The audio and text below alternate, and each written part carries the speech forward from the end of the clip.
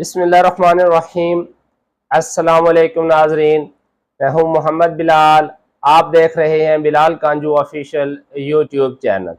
नाजरीन, आज की इस वीडियो में हम बात करेंगे मकई की फसल में म्यूरेट ऑफ पोटाश यानी पोटाशियम क्लोराइड MOP खाद के इस्तेमाल के हवाले से। हमारे बहुत सारे काश्तकार कहते हैं कि जी MOP खाद को अक्सर डिस्करेज किया जाता है, ज़्यादातर इस्तेमाल सिफारिश नहीं किया जाता, जबकि ज़्यादातर जोर दिया जाता है SOP खाद में।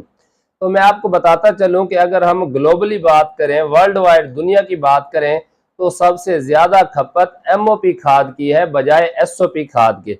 यानी दुनिया में माँ सिवाय चंद फसलात के, जैसा कि तंबाकू है, आलू है, इसके अलावा जैसे आम के बागात हैं और कुछ सब्जियात हैं, बाकी जितनी भी फसलात हैं उनमें ज़्यादातर MOP खाद को इस्तेमाल किया जाता है। लेकिन हमारे यहाँ ज़्यादातर जो सिफारिश किया जाता है वो SOP खाद को किया जाता है और MOP खाद कभी कभार ही सिफारिश की जाती है। दरअसल आपने सिर्फ इतनी बात जहन में रखनी है कि ये जो पोटाशियम क्लोराइड है इसको रिएक्ट करवाया जाता है सल्फ्यूरिक एसिड के साथ, जिससे क्या होता है, पोटाशियम सल्फेट बनता है और इसी वजह से SOP खाद जो है वो महंगी होती है, यानी इसमें से क्लोराइड रिमूव कर दिए जाते हैं। और साफ जाहिर है जब SOP बनेगी, पोटाशियम सल्फेट बनेगी, तो इसमें 18% के करीब सल्फर भी शामिल हो जाती है। लेकिन अगर आपकी ज़मीन में नमकियात का इशू नहीं है, क्लोराइड का लेवल हाई नहीं है और आप जो ज़मीन को पानी लगाते हैं वो नहरी पानी है, नमकियात से पाक पानी है, या अगर आप ट्यूबवेल का पानी लगाते हैं तो वो भी अनफिट नहीं है, उसमें भी क्लोराइड का लेवल ज़्यादा नहीं है, तो आप MOP यानी पोटाशियम क्लोराइड को इस्तेमाल कर सकते हैं।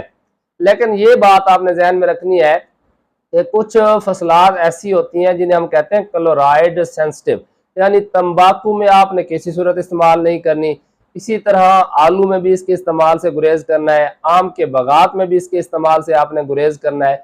जबकि जो बाकी फसलात हैं, और मकई के हवाले से मैं आपको बताता चलूं कि मकई का शुमार क्लोराइड लविंग प्लांट्स के अंदर होता है, यानी कि क्लोराइड की भी एक खास मिकदार पौधों को चाहिए होती है। अगर सेहतमंद ज़मीन है, पानी अनफिट नहीं है, ज़मीन के अंदर क्लोराइड का लेवल हाई नहीं है, तो आप अगर MOP खाद इस्तेमाल करेंगे, एक तो पैसे की बचत, दूसरा इसके अंदर 60% तक पोटाश मौजूद है, और तीसरा ये है कि जो क्लोराइड है इनसे पौधे के अंदर बीमारियों के खिलाफ रेजिस्टेंस पैदा होती है, इम्यूनिटी पैदा होती है, जो कि बड़ा है। आपने देखा होगा कॉपर ऑक्सी क्लोराइड हम अक्सर जो है वो बैक्टीरियल प्रॉब्लम, फंगल प्रॉब्लम में सिफारिश किया जाता है।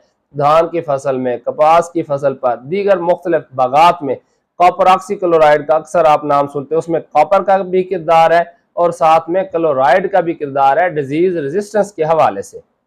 और इसके अलावा मैं आपको ये भी बताता चलूं कि हमारी ज़मीनें कैल्केरियस हैं, यानी कैल्शियम की ज्यादती है, तो जब पोटाशियम क्लोराइड ज़मीन के अंदर डाला जाता है तो इससे बन जाता है, जो क्लोराइड है वो रिएक्ट करते हैं कैल्शियम के साथ, और कैल्शियम क्लोराइड जो कि हाल पजीर है बआसानी लीच कर जाता है। सिर्फ आपने इस बात का ख्याल रखना है कि जहाँ पर बरानी इलाका जाता है, या यूं कह लें कि वाफिर मिकदार में पानी अवेलेबल नहीं है, वहाँ पर MOP खाद के इस्तेमाल से गुरेज करें।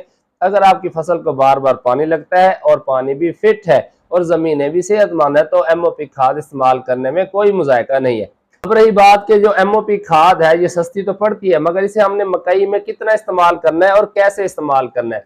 जैसे हम कहते हैं कि एक बोरी SOP, तो इसी तरह एक बोरी ही MOP कम अज़ कम जो है वो औसत दर्जे की ज़रख़ेज़ ज़मीन में अगर आप इस्तेमाल कर लेंगे तो भरपूर पैदावार ले सकते हैं।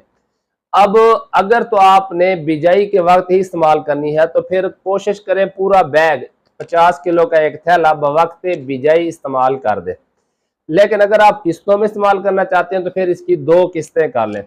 पहली किस्त जो है वो 25 किलोग्राम MOP खाद जब आपकी फसल 5 से 6 पत्तों की हालत पर आए उस वक्त आपने फ्लड करनी है, और दूसरी दफ़ा जो 25 किलोग्राम है जब आपकी फसल 8 से 10 पत्तों की हालत पर आए उस वक्त आपने फ्लड करके इसे ख़त्म कर देना। इंशाल्लाह आपको बेहतरीन नताइज मिलेंगे। एक बात आपने याद रखनी है कि कहीं केरा करने की सूरत में या फ्लड करने से पहले आपने MOP खाद को और यूरिया खाद को या अमोनियम सल्फेट खाद को, इनको मिला के ज़्यादा देर नहीं रखना।